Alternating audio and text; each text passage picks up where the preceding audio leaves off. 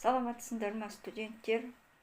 Тараз техника бизнес колледжі математика пәнінің оқытушысы Сүлейменова Зара Ашимовна.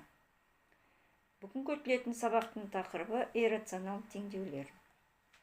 Осы сабаққа қол жеткізілетін оқу мақсаттары: иррационал теңдеудің анықтамасын білу, оның мүмкін мәндер жиынын анықтай білу, теңдеудің екі жағын n дәрежеге шығару әдісі арқылы иррационал теңдеулерді шеше алу.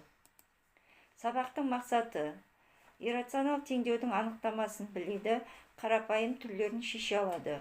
Теңдеудің екі жағын n дәрежеге шығару әдісін қолдану арқылы квадрат теңдеуге келтіріп, иррационал теңдеулерді шешуді білу. Иррационал теңдеудің күрделенген түрлерін шеше алу. Бағалау критерийлері: теңдеудің мүмкін болатын мәндерін анықтау керек, теңдеудің екі жағын бірдей дәрежеге шығару тәсілін үйренуді керек, бөгде түбір ұғымымен таныса білуді және есеп шығаруда қолдана білуді үйрену.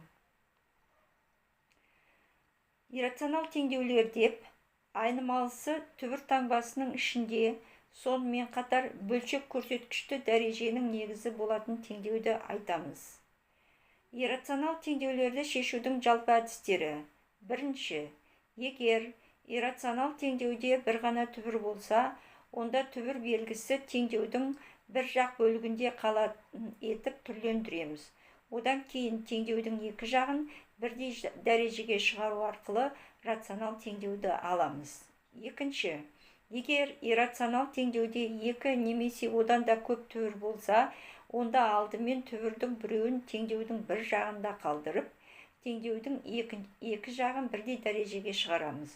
Содан кейін рационал теңдеу алынғанша осы тәсілді қайталаймыз. Яғни жаңа айнымалы енгізу, яғни күрделі иррационал теңдеуді қарапайым түрге келтіру. Иррационал теңдеулерді шешуде айнымалының табылған мәндерін міндетті түрде тексеру қажет. Тексеру иррационал теңдеуді шешудің құрамдас бөлігі. Өйткені табылған айнымалының мәндері берілген теңдеуді қанағаттандырмауы мүмкін. Айнымалының мұндай мәндерін бөгде түбірлер деп атайды. Енді есептер шығарып көрсетейік. Теңдеуді шешіңіз. Түбірдің астында 6 - 4x - x квадрат тең x + 4. Жаңағы айтылған әдістер бойынша теңдеудің екі жағын квадраттаймыз да иррационалдықтан құтылып түбірден құтылуымыз керек. Сонда бізде 6 - 4x - x квадрат тең x + 4-тің квадраты, немесе x квадрат + 8x + 16.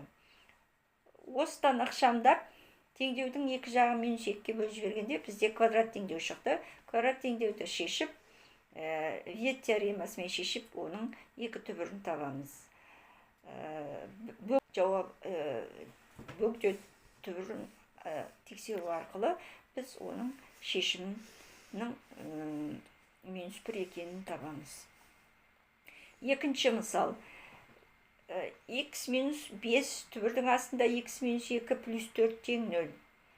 Есепті шешу жолы: x - түбір асты 5 x - 2 + 4 тең 0, немесе x + 4 тең 5 түбірдің астында x - 2.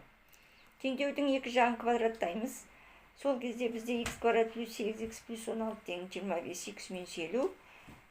Немесе ықшамдағаннан кейін біз мынада квадрат теңдеу аламыз. x квадрат - 17x + 66. Бұдан Вет теоремасын қолданып, біз екі жауабын табамыз. Тексерген кезде екі жауапта қанағаттандырады. Олай болса, есептің шешуі 6-да 11. Келесі есеп: түбір асты 3x - 5 түбір асты 4 - x тең 1. Теңдеудің екі жағын квадраттаймыз.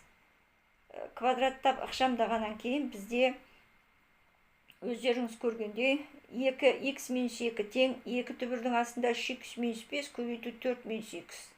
Немесе x - 1 тең түбірдің астында 3x - 5 4 - x. Бұл жерде біз екі жағын 2-ге бөліп жібердік.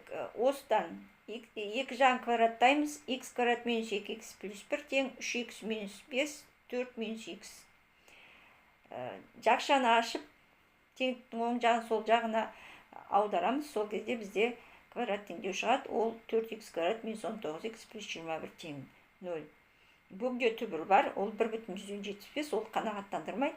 Тексеру кезінде ол қанағаттандырмайтындығын көрсетіп тұр, ал жауабы x тең 3.